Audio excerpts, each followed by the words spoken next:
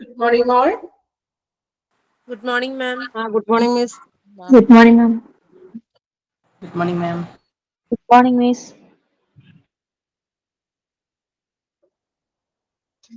Okay.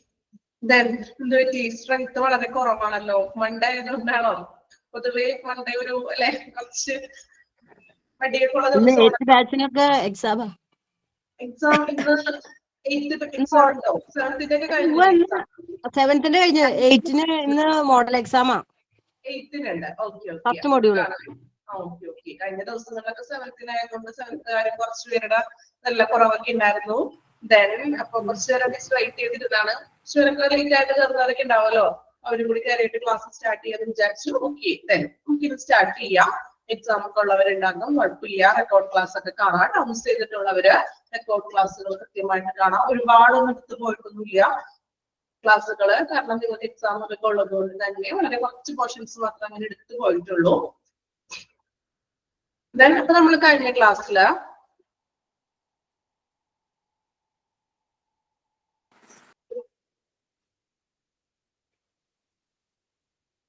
Elements of management ആണ് പറഞ്ഞത്. അപ്പൊ അതിൽ ഓരോ പോയിന്റ്സ് ആണ് നമ്മൾ എടുത്തുകൊണ്ടിരുന്നത്. അപ്പൊ എലമെന്റ്സ് ഓഫ് മാനേജ്മെന്റ് എന്ന് പറഞ്ഞിട്ടുണ്ടെങ്കിൽ മെയിൻ ആയിട്ട് 4 എലമെന്റ്സ് ആണ് നമ്മൾ പറഞ്ഞത്. ചാപ്റ്റർ നെയിം നമ്മൾ എടുത്തുകൊണ്ടിരിക്കുന്ന ഹോസ്പിറ്റൽ അഡ്മിനിസ്ട്രേഷൻ തന്നെയാണ്, വലിയൊരു ചാപ്റ്റർ ആണ്, തീർന്നിട്ടില്ല, എടുത്തുകൊണ്ടിരിക്കുന്നത് തന്നെയാണ്. അപ്പൊ ആ ചാപ്റ്റർ എന്ന് വെച്ചാൽ ഓരോ പോയിന്റും അതിന്റെ സബ് പോയിന്റുകളായിട്ടാണ് നമ്മൾ പറഞ്ഞു പോകുന്നത്. Then elements of management എന്ന് പറയുമ്പോൾ മെയിൻ ആയിട്ട് 4 എലമെന്റ്സ് ആണ് പറഞ്ഞത്. Personnel management, financial management, material management and time management. Okay, അപ്പൊ അതിൽ നമ്മൾ പേഴ്സണൽ മാനേജ്മെന്റ് കംപ്ലീറ്റ് ചെയ്തു കഴിഞ്ഞ ക്ലാസ്സിൽ. ലാസ്റ്റ് വൺ പേഴ്സണൽ മാനേജ്മെന്റ് വരെയാണ് പറഞ്ഞത്. അപ്പോ എന്താണ് പേഴ്സണൽ മാനേജ്മെന്റ്? ദെൻ പേഴ്സണൽ മാനേജ്മെന്റിന്റെ 2 സ്റ്റെപ്പ് ആയിരുന്നു, ഹ്യൂമൻ റിസോഴ്സ് പ്ലാനിങ്ങും റിക്രൂട്ട്മെന്റ് ആൻഡ് സെലക്ഷൻ. ഇപ്പൊ നമ്മൾ അവിടെ സ്ക്രീൻ കാണുന്നില്ല, കാണുന്നുണ്ടോ? ഇല്ല. ഓക്കെ ഓക്കെ, ആ ഒരു സെക്ഷൻ ജസ്റ്റ് ഒന്ന് വായിച്ചു നോക്കാം കേട്ടോ.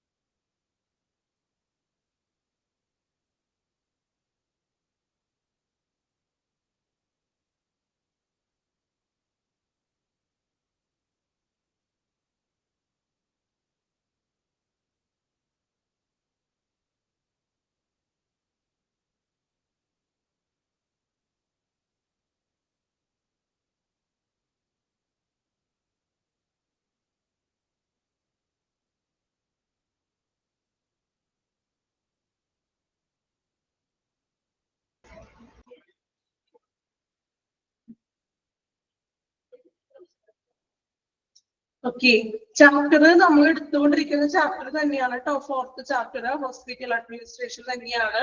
ഇത് കംപ്ലീറ്റ് ആയിട്ടില്ല, അതിൽ ഓരോ പോയിന്റ്സുകൾ തന്നെയാണ് റിപ്പീറ്റ് കംപ്ലീറ്റ് ആയിട്ടില്ല കേട്ടോ. 4th ചാപ്റ്റർ തന്നെയാണ്. പേജ് നമ്പർ നിങ്ങൾ നോക്കാം. ദെൻ അപ്പോ പേഴ്സണൽ മാനേജ്മെന്റില 2 ഇതാണ് സ്റ്റെപ്സ്, നമ്മുടെ ഹ്യൂമൻ റിസോഴ്സ് പ്ലാനിങ്ങും റിക്രൂട്ട്മെന്റ് ആൻഡ് സെലക്ഷനും. ദെൻ അതേതൊക്കെയാണെന്ന് പറഞ്ഞു. അതിന്റെ കുറച്ച് പോയിന്റ്സുകളാണ് കഴിഞ്ഞ ക്ലാസ്സിൽ അവിടെ വരെയാണ് നമ്മൾ വായിച്ചു നിർത്തിയത്. ഓക്കെ, ദെൻ അതിൽ ഒരു 2 പോയിന്റ്സ് കൂടി കംപ്ലീറ്റ് ചെയ്യാനുണ്ടായിരുന്നു. വെരിഫിക്കേഷൻ ആൻഡ് റെഫറൻസസ് വരെയാണ് നമ്മൾ കഴിഞ്ഞ ക്ലാസ്സിൽ നോക്കിയത്. ആണോ? ഓർമ്മയുണ്ടോ കഴിഞ്ഞ ക്ലാസ്സിൽ ഉണ്ടായിരുന്നവര്? വെരിഫിക്കേഷൻ ആൻഡ് റെഫറൻസസ് അവിടെ വരെയല്ലേ നമ്മൾ കഴിഞ്ഞ ക്ലാസ്സിൽ ഡിസ്കസ് ചെയ്തത്? ആണോ? ആർക്കും ഓർമ്മയില്ല? ക്ലാസ്സില് കഴിഞ്ഞ ക്ലാസ്സിൽ ഉണ്ടായിരുന്നവരുണ്ടോ? ഓക്കെ, ദെൻ ഇനി നമ്മൾ ആ പോയിന്റിൽ തന്നെ അടുത്ത പോയിന്റ് ആണ് നോക്കുന്നത്. ആ 2 പോയിന്റ് കൂടി കഴിഞ്ഞിട്ട് ഒന്ന് വായിപ്പിക്കാം. ഓക്കെ, നോക്കാം. Physical examination. ഓക്കെ, അപ്പോ പേഴ്സണൽ മാനേജ്മെന്റിന്റെ പോയിന്റ്സുകളാണ് നമ്മളിപ്പോ പറഞ്ഞുകൊണ്ടിരിക്കുന്നത്. Okay, physical examination. A firm may demand an applicant to have medical checkup to ensure he or she is physically able to perform job task. അല്ലേ, നമ്മള് ഏതെങ്കിലും എല്ലാ വർക്കിലാണെന്ന് പറയുന്നില്ല, പക്ഷെ ചില ഫീൽഡിൽ നമ്മള് ആപ്ലിക്കേഷൻ ഒക്കെ കൊടുത്ത് മിലിറ്ററി എക്സാമ്പിൾ പറഞ്ഞു കേട്ടോ, ഇന്ത്യൻ പോലീസ്, മിലിറ്ററി, എക്സൈസ്, അതിനകത്തൊക്കെ ആണെങ്കിൽ നമ്മള് എക്സാമിൽ പാസ്സായി, അതുപോലെ തന്നെ ഇന്റർവ്യൂ പാസ്സായി, അതോടൊപ്പം തന്നെ മെഡിക്കൽ ചെക്കപ്പ് വേണം അല്ലെ. എന്തിനു വേണ്ടിയിട്ടാണ്? നമ്മൾ ആ ഒരു ജോബ് എടുക്കാൻ വേണ്ടിയിട്ട്, അല്ലെങ്കിൽ ആ ഒരു ടാസ്ക് പെർഫോം ചെയ്യാൻ വേണ്ടി ഫിസിക്കലി ഏബിൾ ആണോ എന്ന് അറിയാൻ വേണ്ടിയിട്ട് മെഡിക്കൽ ചെക്കപ്പ് നടത്തും അല്ലേ. നമ്മൾ അതുപോലെ തന്നെ ഇപ്പോ നിങ്ങൾ അറിയാം, അബ്രോഡിലോട്ടൊക്കെ പോവുകയാണെങ്കിലും മെഡിക്കൽ ചെക്കപ്പ് ഒക്കെ നടത്താറുണ്ട്. ആള് ആപ്റ്റ് ആണോ അല്ലെ, അല്ലെങ്കിൽ മറ്റെന്തെങ്കിലും ശാരീരികമായിട്ടുള്ള ബുദ്ധിമുട്ടുകൾ ഉണ്ടോ എന്നൊക്കെ തിരിച്ചറിയാൻ വേണ്ടിയിട്ടാണ് എന്ത് ചെയ്യുന്നത്? മെഡിക്കൽ ചെക്കപ്പുകൾ നടത്തുന്നത്. ആള് വില്ലിംഗ് ആണോ, വർക്ക് ചെയ്യാനായിട്ട് ഏബിൾ ആണോ എന്ന് അറിയുന്നതിന് വേണ്ടിയിട്ട് മെഡിക്കൽ ചെക്കപ്പുകൾ നടത്തുന്നു. Then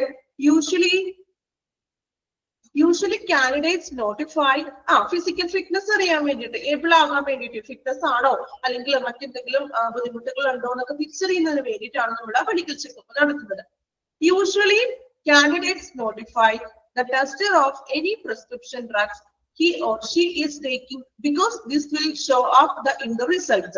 If she tests positive for any other drugs, it could threaten his chance of being recruited. അതായത് ഇപ്പോ നമ്മളിപ്പോ എക്സാമ്പിൾ പറയുകയാണെങ്കിൽ, സ്ഥിരമായിട്ട് കഴിക്കുന്ന മെഡിസിൻസുകളൊക്കെ കഴിക്കുന്നവരൊക്കെ ഉണ്ടാകും. ശാരീരികമായിട്ട് എന്തെങ്കിലും കണ്ടിന്യൂസ് ആയിട്ട് മെഡിസിൻ സ്ഥിരമായിട്ട് ജീവിതകാലം അല്ലെങ്കിൽ ഇത്ര വർഷത്തേക്ക് മെഡിസിൻ ഒക്കെ കഴിക്കുന്ന ആളുകളൊക്കെ ഉണ്ടാകാം അല്ലേ. അപ്പൊ അങ്ങനെയുള്ളവരാണെങ്കിൽ അതിന്റെ പ്രിസ്ക്രിപ്ഷൻ ഒക്കെ പ്രത്യേകം കാണിക്കണം എന്ന്, അല്ലെങ്കിൽ അത് മറ്റേതെങ്കിലും ഡ്രഗ്സ് ആണോ അതൊക്കെ തെറ്റിദ്ധരിച്ചേക്കാം, എന്തിനു വേണ്ടി കഴിക്കുന്നതാണെന്ന ചോദ്യങ്ങളൊക്കെ വരാം. സോ അതുകൊണ്ട് നമുക്ക് അങ്ങനെ സ്ഥിരമായിട്ട് എന്തെങ്കിലും മെഡിസിൻ കഴിക്കുന്നവരുണ്ടെങ്കിൽ അത് അതാത് ഡോക്ടറുടെ പ്രിസ്ക്രിപ്ഷനോട് കൂടിയിട്ട് വേണം മെഡിക്കൽ ചെക്കപ്പ് നമ്മൾ ചെയ്യുമ്പോൾ അതും കൂടെ കരുതിയിരിക്കണം. ഓക്കെ, ഇത്രയുമാണ് ഫിസിക്കൽ എക്സാമിനേഷൻസിൽ പറയുന്ന കാര്യങ്ങൾ. ജസ്റ്റ് നമുക്ക് അറിയാവുന്ന കാര്യങ്ങൾ തന്നെയാണ്. മെഡിക്കൽ ഫിറ്റ്നസിന് വേണ്ടിയിട്ടാണ് നമ്മൾ ചെക്കപ്പ് നടത്തുന്നത്. ആള് ഫിറ്റ്നസ് ആണോ, ടാസ്ക് ചെയ്യാനായിട്ട് അല്ലെങ്കിൽ ജോലി ചെയ്യാൻ പറ്റുമോ, അയാളെ കൊണ്ട് ഏബിൾ ആണോ, സാധിക്കുമോ എന്ന് അറിയാൻ വേണ്ടിയിട്ടാണ് നമ്മൾ മെഡിക്കൽ ചെക്കപ്പ് നടത്തുന്നത്.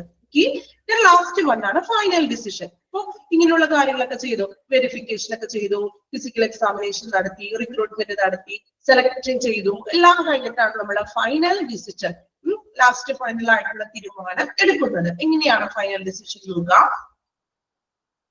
The hiring manager will usually ask for feedback from human resources and other employees who interviewed the job candidates. അതായത് നമ്മൾ ഇന്റർവ്യൂ ഒക്കെ നടത്തിയിട്ട് മറ്റു സ്റ്റാഫിൽ നിന്നും അതുപോലെ തന്നെ ഹ്യൂമൻ റിസോഴ്സിൽ നിന്നൊക്കെ ഫീഡ്ബാക്ക് അറിയുന്നുണ്ട്. അതായത് ഇന്റർവ്യൂ നടത്തിയ ആളുകളിൽ നിന്നും ഫീഡ്ബാക്ക് ചോദിച്ച് മനസ്സിലാക്കും. എങ്ങനെയുണ്ടായിരുന്നു, അല്ലെങ്കിൽ വന്ന ആപ്ലിക്കൻസ് ഒക്കെ എങ്ങനെയായിരുന്നു, ഫീഡ്ബാക്ക് അവരോട് ചോദിച്ച് മനസ്സിലാക്കും. ക്വാളിഫിക്കേഷൻ ആണോ, ക്വാളിഫൈഡ് ആണോ, അല്ലെങ്കിൽ അവർ വർക്ക് ചെയ്യാനായിട്ട് ആപ്റ്റ് ആണോ എന്നൊരു ഫീഡ്ബാക്ക് നൽകുന്നു.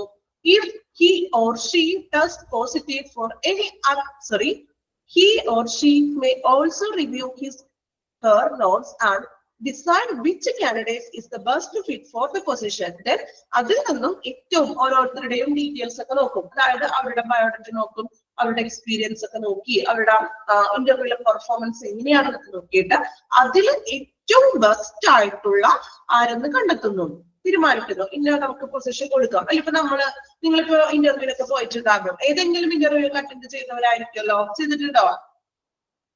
Yes, okay. ഇപ്പൊ നമ്മൾ ഇന്റർവ്യൂവിന് പോകുമ്പോൾ ഒത്തിരി പേര് അവിടെ ഇന്റർവ്യൂവിനായിട്ട് വന്നിട്ടുണ്ടാകും അല്ലേ. നമ്മളെ കൂടാതെ തന്നെ ഒത്തിരി പേരുണ്ടാവും.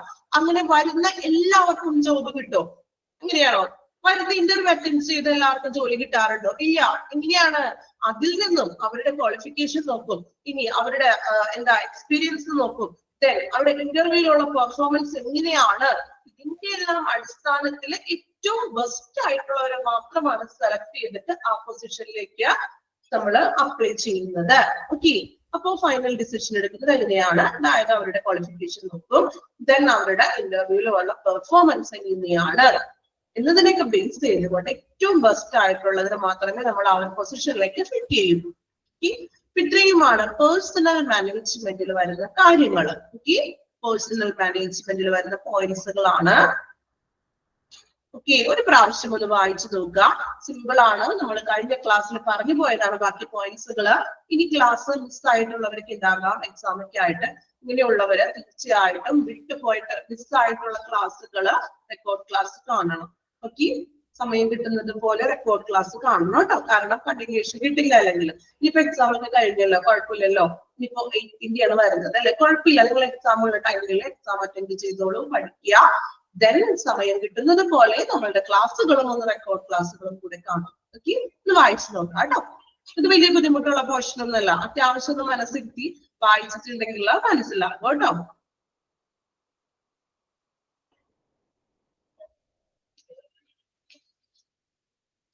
വെരിഫിക്കേഷൻ പറയാം. ഒന്ന് വായിച്ചു നോക്കണം. ഒരു പ്രാവശ്യം ഒന്ന് വായിക്കാൻ ഞാൻ പറഞ്ഞു തരാം കേട്ടോ.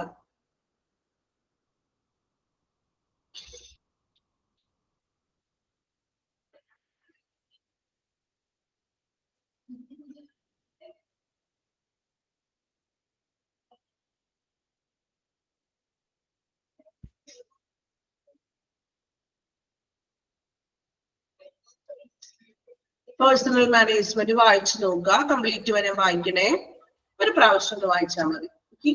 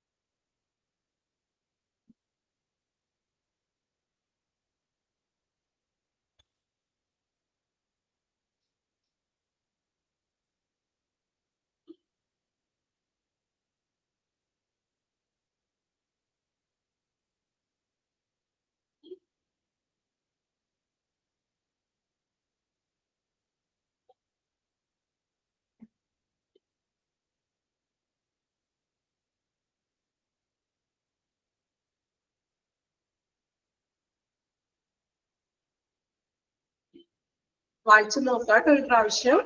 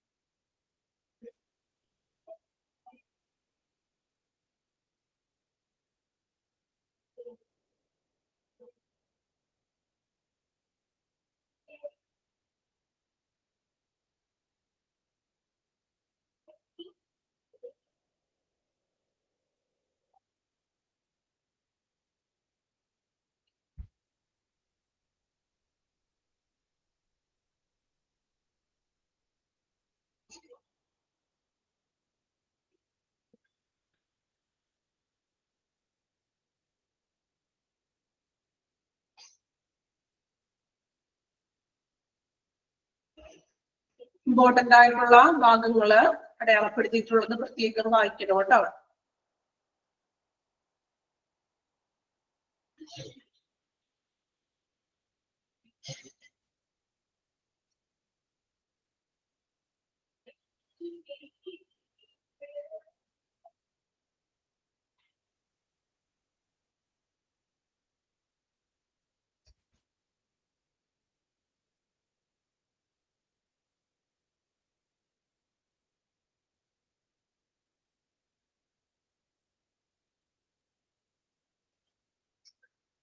ഒന്നുകൂടി ശ്രദ്ധിക്കുക കേട്ടോ. വെരിഫിക്കേഷൻ ആൻഡ് റെഫറൻസ് ആണ് ചോദിച്ചായിരുന്നു.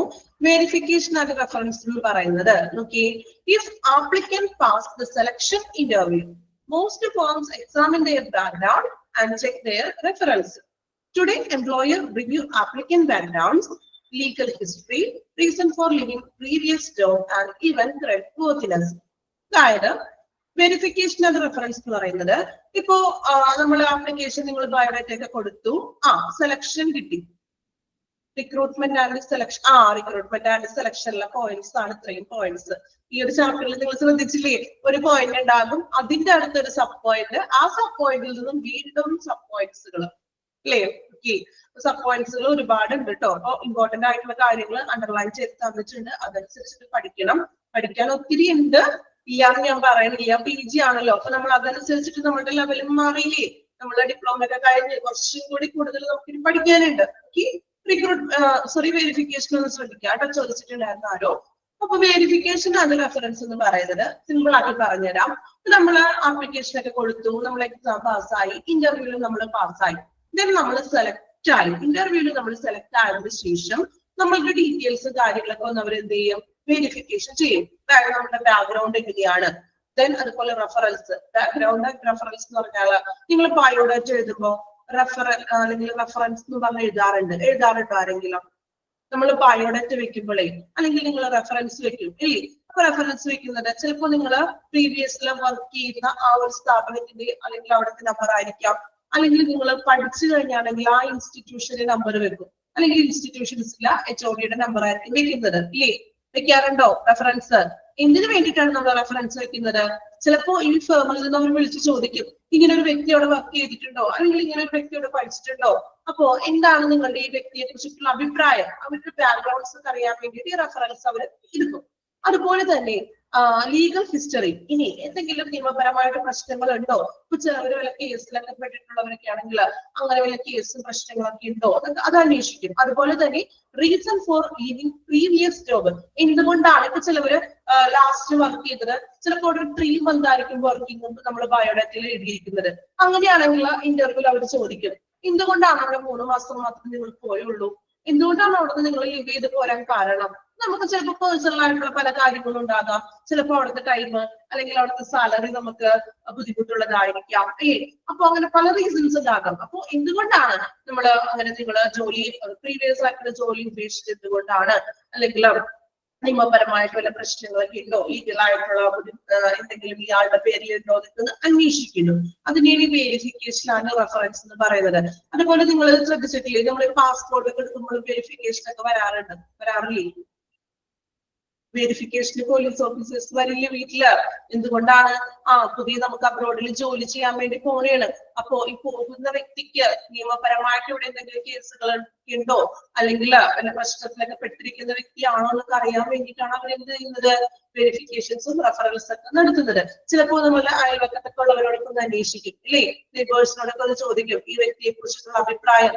പാസ്പോർട്ട് വെരിഫിക്കേഷൻ ഒക്കെ വരുമ്പോൾ അങ്ങനെ ചോദിക്കാറുണ്ട് ഇല്ലേ, ചോദിക്കാറില്ല. എങ്ങനെ നമ്മൾ നോർമലി നിങ്ങൾക്ക് അറിയാവുന്ന കാര്യമുണ്ടല്ലോ, അതാണ് എക്സാമ്പിൾ ഞാൻ ആ കാര്യം പറഞ്ഞത്. ഓക്കെ, വായിച്ചു കഴിഞ്ഞല്ലോ, ക്ലിയർ ആണല്ലോ. അപ്പൊ ഇതാണ് പേഴ്സണൽ മാനേജ്മെന്റ് എന്നുള്ളൊരു മാനേജ്മെന്റിന്റെ എലമെന്റ്സിലെ ഫസ്റ്റ് എലമെന്റ്സ് ആണ് പേഴ്സണൽ മാനേജ്മെന്റ്. സോ പേഴ്സണൽ മാനേജ്മെന്റിൽ വരുന്ന കാര്യങ്ങളാണ് നമ്മൾ പറഞ്ഞത്. ഇനി നെക്സ്റ്റ് വൺ ആണ് ഫിനാൻഷ്യൽ മാനേജ്മെന്റ്. അപ്പൊ നിങ്ങൾ ഒരു കാര്യം ചെയ്യാം, ഇവിടെ ചില കാര്യങ്ങൾക്ക് പോയിന്റ് അവർ ഇട്ടിട്ടില്ല, അപ്പൊ അതൊന്ന് നമുക്കൊന്ന് എഴുതി വെച്ചേക്കാം. പേഴ്സണൽ മാനേജ്മെന്റ് എന്നുണ്ടല്ലോ, അപ്പോ സെക്കൻഡ് വൺ ബി എന്ന് കൊടുക്കുക കേട്ടോ. ബി എന്ന് കൊടുത്തിട്ടുണ്ടോ നിങ്ങളുടെ ടെക്സ്റ്റില്? ഫിനാൻഷ്യൽ മാനേജ്മെന്റിന്റെ അവിടെ ബി എന്ന് കൊടുത്തിട്ടുണ്ടോ? ഇല്ല, അപ്പൊ ബി എന്ന് കൊടുക്കുക. ബി രണ്ടാമത്തത് 4 ഉണ്ടല്ലോ, ABCD എന്നാണ്. എ എന്ന് പറയുന്നത് പേഴ്സണൽ മാനേജ്മെന്റ് ആണ്, ബി എന്ന് പറയുന്നത് ഫിനാൻഷ്യൽ മാനേജ്മെന്റ്. ഓക്കെ, ബി എന്ന് കൊടുത്തോ ഫിനാൻഷ്യൽ മാനേജ്മെന്റ്. അടുത്ത എലമെന്റ്സ് ആണ് മാനേജ്മെന്റിന്റെ സെക്കൻഡ് എലമെന്റ് ആണ് financial management.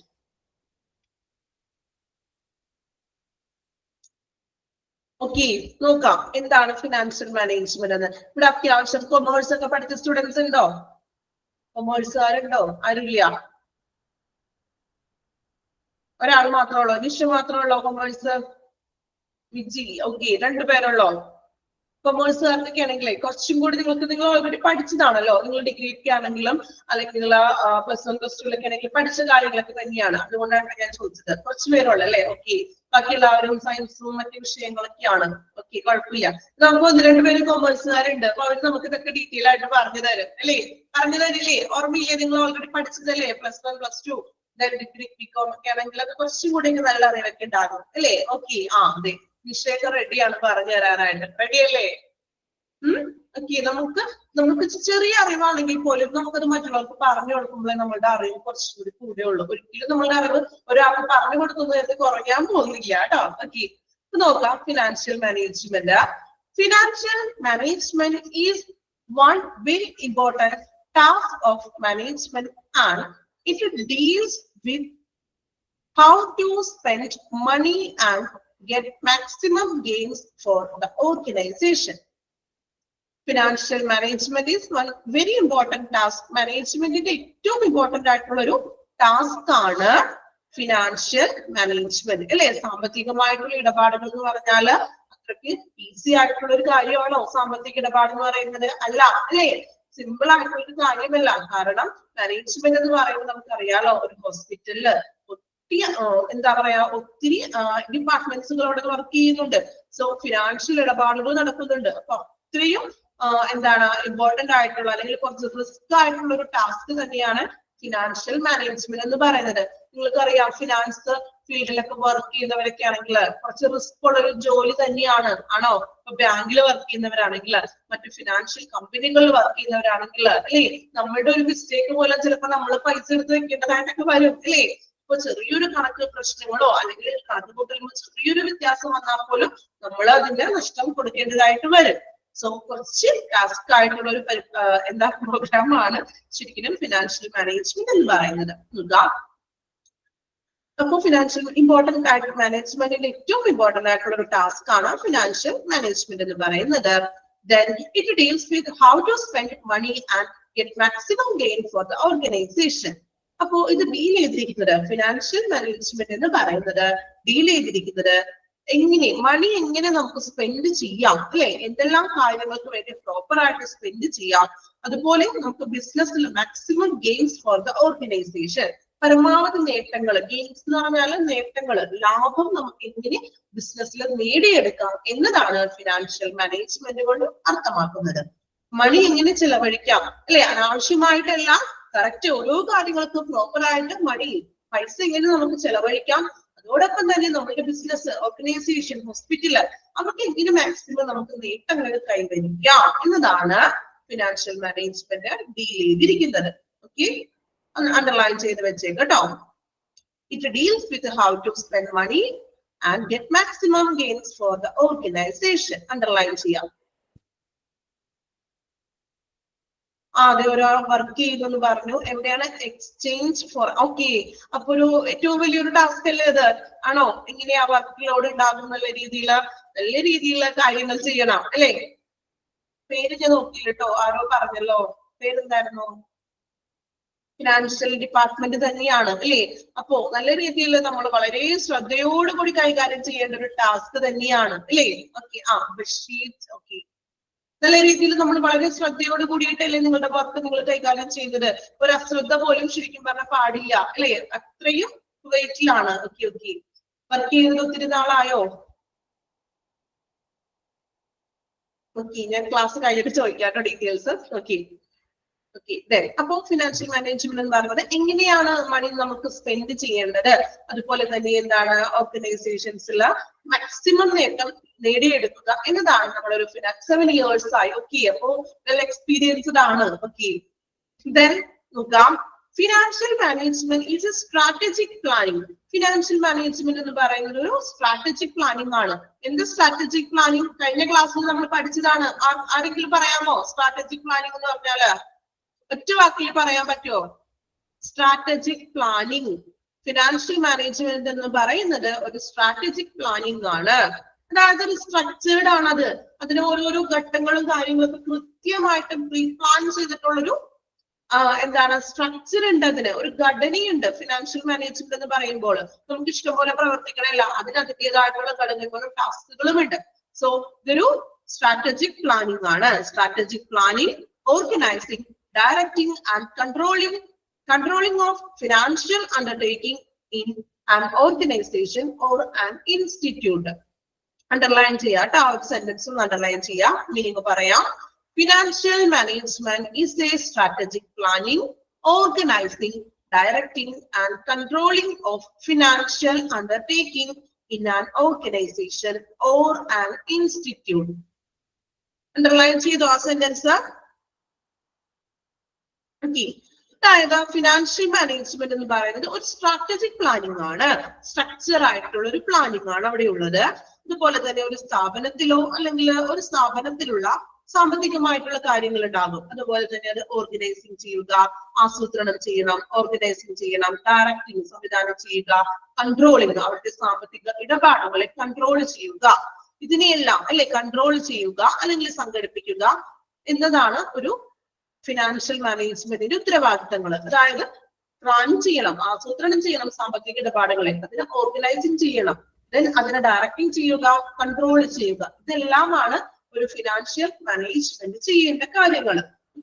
Then it also involves applying management principles to the financial assets of an organization while also playing a vital role in fiscal management. എന്താണ് പറയുന്നത്? It also involves applying management principles ഇവിടെ apply ചെയ്യുന്നു. അതായത് principles എന്ന് പറയാറിയാലോ മാനേജ്മെന്റിന്റെ തത്വങ്ങൾ. അതായത് ഓരോരോ കാര്യങ്ങൾ, ഇപ്പൊ ഫിനാൻഷ്യൽ ആയിട്ടുള്ള ഇടപാടുകൾ, അത് കൃത്യമായിട്ടുള്ള ഓരോ പ്രിൻസിപ്പിൾസ് അനുസരിച്ചിട്ടാണ് അവിടെ വർക്ക് ചെയ്യുന്നത്. അതുപോലെ തന്നെ ഓർഗനൈസേഷന്റെ അസറ്റ്സ് എന്ന് വെച്ചാൽ എന്താണ്? ബിസിനസിന്റെ അസറ്റ് എന്ന് പറഞ്ഞാൽ അസറ്റ് ആണെന്ന് പറയില്ല നമ്മള്. അസറ്റിന്റെ മലയാളത്തിൽ എന്താ പറയാ? അസറ്റ്, ആസ്തി എന്നൊക്കെ പറയും അല്ലെ? അതായത് ആ ഒരു ബിസിനസിന്റെ ആസ്തികൾ. അതുപോലെ തന്നെ മാനേജ്മെന്റ് തത്വങ്ങൾ പ്രിൻസിപ്പിൾസ് ഒക്കെ പ്രയോഗിച്ചുകൊണ്ടാണ് ഒരു ഓർഗനൈസേഷന്റെ അസറ്റ്സ്, മൂലധനം. ഓക്കെ, പ്രോപ്പർ മലയാളം മൂലധനം, ആസ്തി എന്ന് പറയും കേട്ടോ, മൂലധനം എന്ന് വേണമെങ്കിൽ പറയാം. അപ്പൊ ഈ മൂലധനത്തിനൊക്കെ കൈകാര്യം ചെയ്തത് ഒരു പ്രിൻസിപ്പിൾസ്, മാനേജ്മെന്റിന്റെ പ്രിൻസിപ്പിൾസ് ഉപയോഗിച്ചുകൊണ്ടാണ് നമ്മൾ ഫിനാൻഷ്യൽ ആയിട്ടുള്ള കാര്യങ്ങൾ ചെയ്യുന്നത്. ഇതെല്ലാം ഒരു വലിയൊരു ടാസ്ക് ആണ്. ഏറ്റവും മാനേജ്മെന്റിന്റെ ഇമ്പോർട്ടന്റ് ആയിട്ടുള്ള അല്ലെങ്കിൽ മാനേജ്മെന്റിന്റെ പ്രധാനപ്പെട്ട ഒരു ചുമതലയാണ് ഈ ഫിനാൻഷ്യൽ പരമായിട്ടുള്ള ഇടപാടുകൾ നടത്തുക എന്ന് പറയുന്നത്. ഓക്കെ, ഫിസിക്കൽ എന്ന് പറഞ്ഞിട്ടുണ്ടെങ്കിൽ ഫിസിക്കൽ പോളിസി പഠിച്ചിട്ടുണ്ടോ? ബാങ്കിങ് ഒക്കെ പഠിച്ചവരാണെങ്കിൽ അറിയാൻ പറ്റും. ഫിസിക്കൽ പോളിസി എവിടെ? കൊമേഴ്സുകാര് ഫിസിക്കൽ പോളിസി, കൊമേഴ്സുകാർ പോയോ? കുറച്ചുപേര് കൊമേഴ്സുകാരുണ്ടല്ലോ. ഫിസിക്കൽ പോളിസി എന്താണ്? ഫിസിക്കൽ പോളിസി അറിയില്ല? കൊമേഴ്സുകാർ ക്വസ്റ്റ്യൻ ചോദിക്കാൻ വിളിക്കണല്ല കേട്ടോ, നിങ്ങൾ ഓൾറെഡി പഠിച്ചിട്ടുള്ളവരാണല്ലോ, അതുകൊണ്ട് കുറച്ചറിവൊക്കെ ഉണ്ടാവില്ലോ, അതുകൊണ്ടാണ് ഞാൻ വിളിച്ച് ചോദിക്കുന്നത് പ്രത്യേകം. ഫിസിക്കൽ പോളിസി എന്ന് പറഞ്ഞിട്ടുണ്ടെങ്കിൽ പണ ഇടപാടുകൾ, സാമ്പത്തികമായിട്ടുള്ള ഇടപാടുകൾ തന്നെയാണ് ഫിസിക്കൽ പോളിസി എന്ന് പറയുന്നത്, അല്ലെങ്കിൽ ഫിസിക്കൽ മാനേജ്മെന്റ്. ഓക്കെ, വായിച്ചു നോക്കിക്കോളൂ. ഫിനാൻഷ്യൽ മാനേജ്മെന്റ് വായിക്കുക കേട്ടോ, ഒരു പ്രാവശ്യം വായിക്കുക. അണ്ടർലൈൻ ചെയ്യാൻ പറഞ്ഞിട്ടുണ്ടായിരുന്നു, അതും കൂടി ഒന്ന് നോക്കുക കേട്ടോ.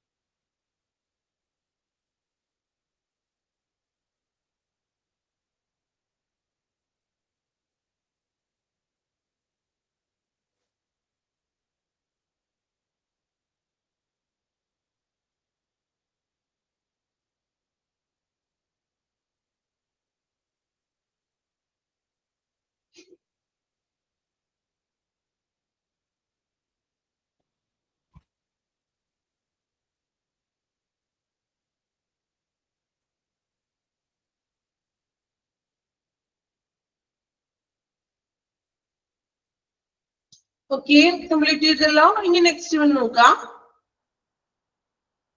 ഫിനാൻഷ്യൽ മാനേജ്മെന്റ് കഴിഞ്ഞു. Next one budget.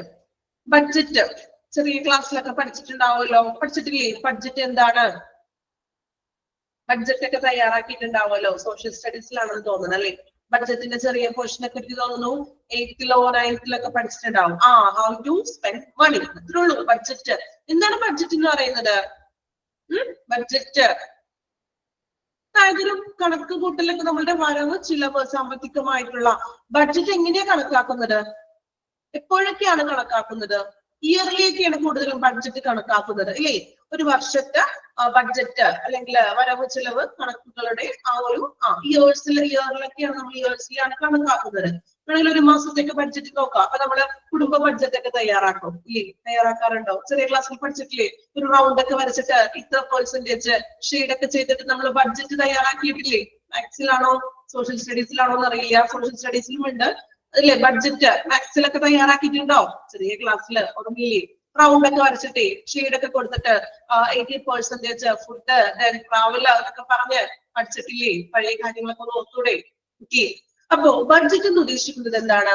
ഇയർലി, ചിലപ്പോ ഒരു വർഷത്തേക്ക് വേണ്ടി കണക്കാക്കുന്ന ആ വരവ് ചിലവ് കണക്കുകളുടെ കാര്യമാണ്. ആ ഒരു ഇയർലി അവർ ചിലവാക്കിയിട്ടുള്ള നമ്മുടെ വരുമാനവും ചിലവും എല്ലാം അടങ്ങുന്നതാണ് ബഡ്ജറ്റ് എന്ന് പറയുന്നത്.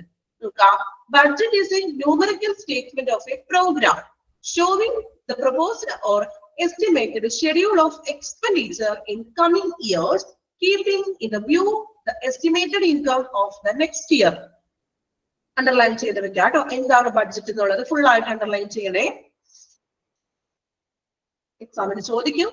Budget is a numerical statement അല്ലെ? ന്യൂമറിക്കൽ ആയിട്ടുള്ള ഒരു സ്റ്റേറ്റ്മെന്റ് ആണ്. വെറുതെ എന്താ പറയാ എസ്സേ പോലെ എഴുതിയിട്ടുള്ളതല്ലോ. ഒരു ന്യൂമറിക്കൽ ആയിട്ടുള്ള സംഖ്യാപരമായിട്ടുള്ള ഒരു കണക്കാണ് എന്താ ബഡ്ജറ്റ് എന്ന് പറയുന്നത്. Of a programme showing proposed or estimated schedule of expenditure in the coming years. Numerical numbers ആയിട്ട് പറയുന്നതാണ്. അപ്പോ ചിലവുകൾ എക്സ്പെൻഡിച്ചർ, അതായത് ഒരു അടുത്ത വർഷത്തേക്ക് വേണ്ടിയിട്ട് expenditure in coming years.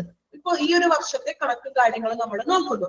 Next ഇയറിലേക്കുള്ള കണക്കാക്കിയിട്ടുള്ള ഒരു വരുമാനം അടുത്ത ഇയറിലേക്ക് നമ്മൾ വരും വർഷങ്ങളിലേക്ക് വേണ്ടിയിട്ട് എസ്റ്റിമേറ്റ് മീൻസ് നെക്സ്റ്റ് ഇയറിലേക്ക് കൂടി വേണ്ടിയിട്ട് കണക്കാക്കുന്ന ഒരു എക്സ്പെൻഡിച്ചറിന്റെയും നമ്മുടെ വരുമാനത്തിന്റെയൊക്കെ ഒരു ന്യൂമറിക്കൽ ആയിട്ടുള്ള ഒരു സ്റ്റേറ്റ്മെന്റിനെയാണ് എന്ത് വിളിക്കുക? ബഡ്ജറ്റ് എന്ന് പറയുന്നത്. ഈ വരവ് ചെലവ് കണക്കുകളുടെ ഒരു സ്റ്റേറ്റ്മെന്റ് ആണ് ബഡ്ജറ്റ്. നമുക്ക് അറിയാവുന്ന കാര്യം തന്നെ. ഇതുപോലെ തന്നെ ഒന്ന് പഠിച്ചു വെക്കണം. അപ്പൊ കാരണം ഇത് ഡെഫിനിഷൻ പോലെ ചോദിക്കാൻ ചാൻസ് ഉണ്ട്. എക്സാമ്പിൾ പറയണമെങ്കിൽ നോക്കാം. A numerical statement of a program showing proposed or estimated schedule of expenditure in coming years, keeping in the view estimated income of next year, it is called എന്താണ്? Budget. കണ്ടോ? ആ ഒരു രീതിയിലായിരിക്കും question വരുന്നത്. ഇതിൽ കൂടുതലൊന്നും ക്വസ്റ്റ്യൻ ചോദിക്കില്ല കേട്ടോ. ഇതെങ്ങനെയാണ് നമുക്ക് മാക്സിമം അത് ഷോർട്ട് ആക്കി ഡെഫിനേഷൻ ആണ് തന്നിരിക്കുന്നത്. അപ്പൊ ആ ഒരു ഡെഫിനേഷൻ തന്നെ പഠിച്ചു വെക്കണം. ഓക്കെ, അതിൽ കൂടുതൽ അതുകൊണ്ടാണ് പറയാത്തത്. ഓക്കെ, ഡീറ്റെയിൽ ആയിട്ട് ഇനി കൂടുതൽ ഒന്നും പഠിക്കണ്ട, തന്നിട്ടുള്ളത് മാത്രം ഒന്ന് ഡെഫിനേഷൻ പഠിച്ചു വെക്കാം. അണ്ടർലൈൻ ചെയ്തോ എല്ലാവരും? ബഡ്ജറ്റ് ചെയ്തോ? അണ്ടർലൈൻ ചെയ്തോ? ഓക്കെ, നോക്കാം. ഇനി ബഡ്ജറ്റ് 2 ടൈപ്സ് ഉണ്ടെന്നാ പറയുന്നത്. 2 ടൈപ്സ് എന്ന് പറയുന്നത് ഡെവലപ്മെന്റൽ ബഡ്ജറ്റും നോൺ ഡെവലപ്മെന്റൽ ബഡ്ജറ്റും അല്ലെ? നമുക്ക് ആ പേരുകളിൽ തന്നെ പറഞ്ഞു പോകാം. ഡെവലപ്മെന്റൽ ബഡ്ജറ്റ് എന്ന് പറയുമ്പോൾ എന്തായിരിക്കും അവിടെ ഉദ്ദേശിക്കുന്നത്? ആ പേരിൽ തന്നെയുണ്ടല്ലോ. എന്തായിരിക്കും ഒന്ന് പറഞ്ഞു നോക്കി നിങ്ങള്. ഡെവലപ്മെന്റൽ ബഡ്ജറ്റ് ഒന്ന് ഗസ് ചെയ്ത് നോക്കൂ. ആ പേരിൽ തന്നെയുണ്ടല്ലോ. ഡെവലപ്പ് ചെയ്തുകൊണ്ടുള്ളത്, ഡെവലപ്പ് ചെയ്തുകൊണ്ട് പോകുന്നത്. ഓക്കെ, അപ്പൊ നോൺ ഡെവലപ്മെന്റ് എന്ന് പറയുന്നത് എന്തായിരിക്കും? നോൺ ഡെവലപ്മെന്റ് ഫിക്സ്ഡ് ആയിട്ടുള്ളത്. ഓക്കെ, നോക്കാം, നമുക്ക് വായിച്ചു നോക്കാം കേട്ടോ. Developmental budget. Developmental budget, this part of budget used for new process of expenditure, usually for a limited period, usually prepared according to the annual developmental program and called the annual developmental budget. ഈ developmental ബഡ്ജറ്റിന് തന്നെയാണ് നമ്മുടെ annual development budget എന്ന് വിളിക്കുന്നു. അപ്പോ developmental ബഡ്ജറ്റിന്റെ ബ്രാക്കറ്റില് annual development budget എന്ന് എഴുതി വെക്കുക കേട്ടോ. എക്സാമിന് ചിലപ്പോൾ ചോദിക്കാം. Development budget is also known as dash. ചോദിച്ചൂടെ? എന്താണ് ഡെവലപ്മെന്റൽ ബഡ്ജറ്റ്? അറിയപ്പെടുന്ന മറ്റൊരു പേരാണ് ആനുവൽ ഡെവലപ്മെന്റൽ ബഡ്ജറ്റ്. ബ്രാക്കറ്റിൽ എഴുതി വെക്കുക. ഒറ്റ നോട്ടത്തിൽ പഠിക്കാൻ വേണ്ടിയിട്ടാണ് ഞാൻ ഈ ബ്രാക്കറ്റിൽ എഴുതി വെക്കാൻ പറയുന്നത്. ഇവിടെ കിടക്കുന്നുണ്ട്, എങ്കിലും നിങ്ങൾക്ക് വായിക്കുമ്പോൾ പെട്ടെന്ന് കാണാൻ വേണ്ടിയിട്ട്. ഓക്കെ, അപ്പോ നമ്മൾ നേരത്തെ പറഞ്ഞ പോലെ തന്നെ ഡെവലപ്മെന്റൽ ബഡ്ജറ്റ് എന്ന് പറയുന്നത് ഒരു ഫോർ എ ന്യൂ പ്രോസസ്, പുതിയൊരു പ്രക്രിയക്ക് വേണ്ടിയിട്ട് നമ്മൾ ഉപയോഗിക്കുന്നു. അതായത് വികസനത്തിന് വേണ്ടിയിട്ട്. പറഞ്ഞത് കറക്റ്റ് കാരുണ്യ പറഞ്ഞെന്ന് തോന്നുന്നു. കാരുണ്യല്ലേ പറഞ്ഞത്? ഓക്കെ, അപ്പോ പുതിയൊരു പ്രോസസ്സിന് വേണ്ടിയിട്ട് ഡെവലപ്മെന്റലിന് വേണ്ടിയിട്ട് നമ്മൾ ഉപയോഗിക്കുന്ന ഒരു ബഡ്ജറ്റ് ആണ് ഡെവലപ്മെന്റൽ ബഡ്ജറ്റ്. പുതിയൊരു പ്രോസസ്സ്, അതായത് പുതിയൊരു വികസനം അല്ലെ, ഡെവലപ്മെന്റിന് വേണ്ടിയിട്ട് നമ്മൾ ഉപയോഗിക്കുന്നതാണ് developmental budget. Then expenditure usually for a limited period, usually prepared according to the annual developmental program and called the annual developmental budget. അതായത് ഒരു പരിധി, അതായത് ഒരു പരിമിത കാലയളവ്, യൂഷ്വലി പീരീഡ്, ഒരു നിശ്ചിത കാലയളവിൽ, ചിലപ്പോൾ ഒരു വർഷത്തേക്ക് ആകാം, ഒരു നിശ്ചിത ആ ഒരു കാലയളവിലേക്കുള്ള ചിലവ് അല്ലെങ്കിൽ ആ ഒരു വാർഷിക പരിപാടികൾ അനുസരിച്ചിട്ട് നമ്മൾ ഒരു വർഷത്തേക്കുള്ള കാര്യങ്ങൾ, വികസന പരിപാടികൾ തയ്യാറാക്കുന്നതിനെയാണ് ഡെവലപ്മെന്റൽ ബഡ്ജറ്റ് എന്ന് പറയുന്നത്. ഈ ലിമിറ്റഡ് പീരീഡ്, അതായത് ഇപ്പൊ ഒരു വർഷമൊക്കെ ആയതുകൊണ്ട് തന്നെയാണ് നമ്മൾ അതിനെ എന്ത് വിളിക്കുക, ആനുവൽ ഡെവലപ്മെന്റൽ ബഡ്ജറ്റ് എന്ന് വിളിക്കുന്നത്. വികസനത്തിനായിട്ടുള്ള പദ്ധതികൾ തയ്യാറാക്കുന്ന ഒരു ബഡ്ജറ്റ്. ഓക്കെ, ഒറ്റ വാക്കിൽ നമുക്ക് അങ്ങനെ പറയാം.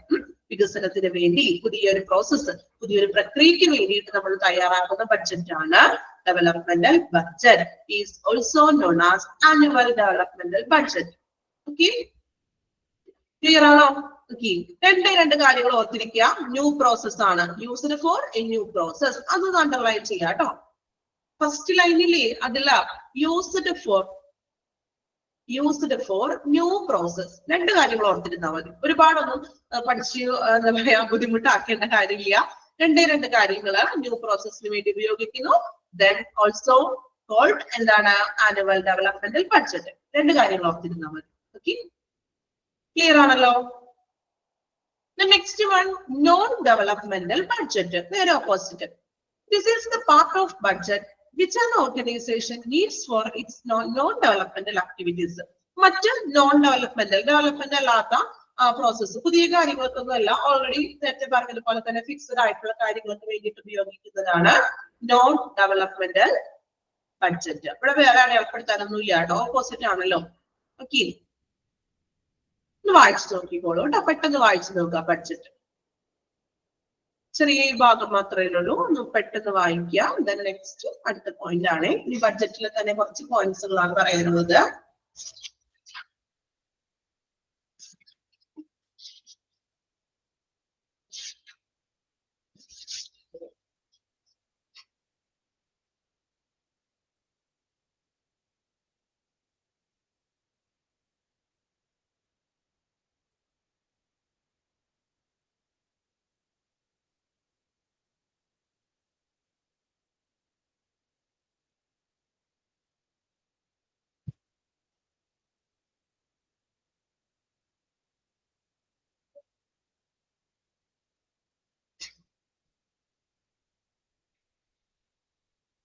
ഓക്കെ, കംപ്ലീറ്റ് ചെയ്തോ ബഡ്ജറ്റ്? ഓക്കെ, ദെൻ ഇനി നെക്സ്റ്റ് നോക്കാം, tools of monitoring the budget. Budget നമ്മൾ മോണിറ്റർ ചെയ്യുന്നതിന് ഉപയോഗിക്കുന്ന ടൂൾസ് എന്തൊക്കെയാണ്, നമ്മളൊരു ബഡ്ജറ്റ് കണക്കാക്കാൻ വേണ്ടിയിട്ട് ഉപയോഗിക്കുന്ന ടൂൾസ് എന്തൊക്കെയാണ് നമ്മൾ ആവശ്യമുള്ളത് നോക്കാം. ഫസ്റ്റ് ആ ഹെഡിങ് പേരുകൾ മാത്രം ഒന്ന് നോക്കാം കേട്ടോ. Monthly statement, excess statement, accounting and auditing. 4 tools ആണ് നമ്മൾ ബഡ്ജറ്റ് മോണിറ്റർ ചെയ്യാനായിട്ട് ഉപയോഗിക്കുന്ന ടൂൾസുകൾ. ഓക്കെ, എക്സാമിനൊക്കെ ചോദിച്ചാൽ എഴുതാൻ പറ്റണം. ടൂൾസ് ഓഫ് മോണിറ്ററിംഗ് ബഡ്ജറ്റ് എന്ന് പറയുമ്പോൾ ഏതൊക്കെയാണ്? Monthly statement, excess statement, accounting, auditing. Clear ആണോ? 4 കാര്യങ്ങൾ ടൂൾസ് ആണ്. Monthly statement, excess statement, accounting, then auditing. ഇനി ഓരോന്നും എന്താണെന്ന് നോക്കാം. വളരെ സിമ്പിൾ ആയിട്ട് പറഞ്ഞുതരാം, നോക്കാം കേട്ടോ. Monthly statement. A monthly statement is a written record prepared by financial institution. Underline ചെയ്യാം. ആ ഫസ്റ്റ് സെന്റൻസ് അവിടെ അണ്ടർലൈൻ ചെയ്യാം. മന്ത്ലി സ്റ്റേറ്റ്മെന്റ് എന്ന് പറഞ്ഞാൽ ഒരു റിട്ടേൺ റെക്കോർഡ് ആണ്. പ്രിപ്പയർ ചെയ്യുന്ന ആരാണ്? Financial institution. Then usually once a month listing all credit card transactions for an account including purchase, payment, fees and finance charge. Usually once a month അല്ലേ? അതായത് monthly statement എന്ന് ഉദ്ദേശിക്കുന്നത് ഒരു മാസത്തിലുള്ള കണക്ക് കാര്യങ്ങൾ നോക്കുന്നതിനെയാണ് മന്ത്ലി സ്റ്റേറ്റ്മെന്റ് എന്ന് പറയുന്നത്. ഇപ്പൊ നമ്മള് ബാങ്ക് ഇടപാടുകളൊക്കെ ആണെങ്കിൽ, ഇപ്പൊ നമ്മള് ലോൺസ് കാര്യങ്ങളൊക്കെ എടുക്കുകയാണെങ്കിൽ ഒരു 6 month സ്റ്റേറ്റ്മെന്റ് ഒക്കെ എടുക്കും അല്ലേ? അതുവരെയുള്ള ലാസ്റ്റ് 6 month ബാങ്കിന്റെ സ്റ്റേറ്റ്മെന്റ് ഒക്കെ എടുക്കാറുണ്ട്. നമ്മളൊരു ലോൺ അപ്ലൈ ചെയ്യുമ്പോൾ ചോദിക്കാറില്ലേ 6 month ട്രാൻസാക്ഷൻസും സ്റ്റേറ്റ്മെന്റുകൾ ചോദിക്കും. ഇവിടെ മന്ത്ലി എന്ന് പറയുമ്പോൾ ഒരു മാസത്തിലുള്ള സ്റ്റേറ്റ്മെന്റ്സുകളാണ്. അതായത് എന്താണ്? മന്ത്ലി ഇപ്പൊ ഹോസ്പിറ്റലിന്റെ കാര്യമാണ് നമ്മൾ പഠിക്കുന്നത്.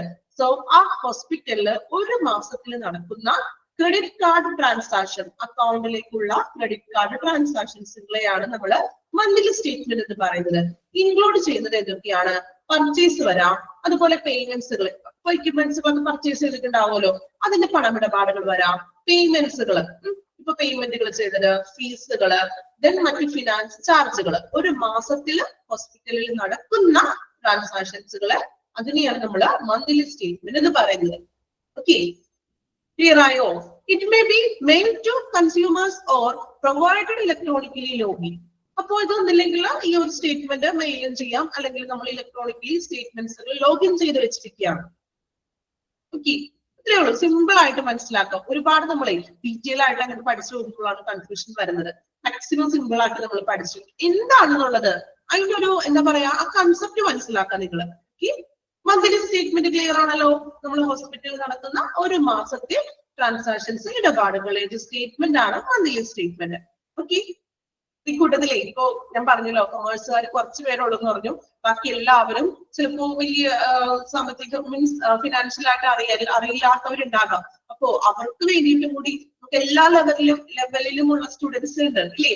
അപ്പോ അവർക്കും കൂടി വേണ്ടിയിട്ടാണ് ടീച്ചർ മാക്സിമം ഷോർട്ട് ആക്കി പറയുന്നത്. ക്ലിയർ ആണോ? മനസ്സിലാവുന്നുണ്ട് എല്ലാവർക്കും?